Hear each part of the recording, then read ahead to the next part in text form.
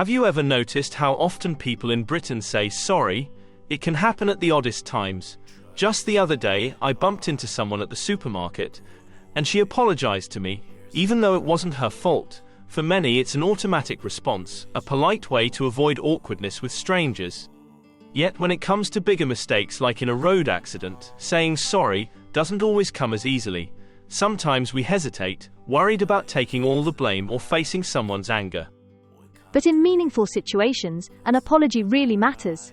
If you've let someone down, perhaps by forgetting an important commitment, they often need not just an "I'm sorry," but also some understanding of why it happened. Without that, it's harder for them to forgive and move on. Take a house seller, for instance, who's poured time and energy into a sale, only for the buyer to back out without explanation.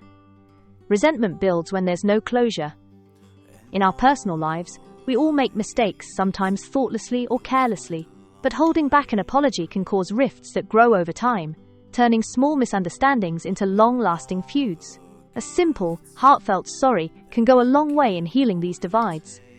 However, there are times when saying sorry requires caution, especially with people who thrive on criticism. For those who use blame as a weapon, a technique called fogging can be helpful.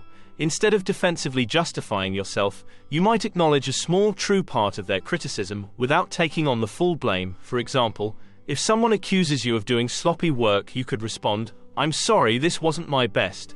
I'll address it next time." This approach can diffuse tension while protecting your integrity. But why is it so hard to apologize sometimes? For some, admitting fault stirs up guilt, dents their self-esteem, or feels like a blow to their pride.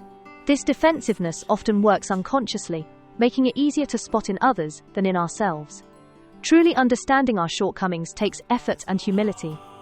Spiritual teachings suggest that a meaningful apology goes beyond words. Emanuel Swedenborg emphasized that real change starts with acknowledging where we've gone wrong and committing to doing better. Without that, apologies risk becoming empty gestures. As Leo Tolstoy pointed out, we can't claim to feel sorry while continuing the very actions that caused harm. So whether it's a mistake in daily life or something deeper, the real power of sorry lies in its sincerity and in our willingness to grow.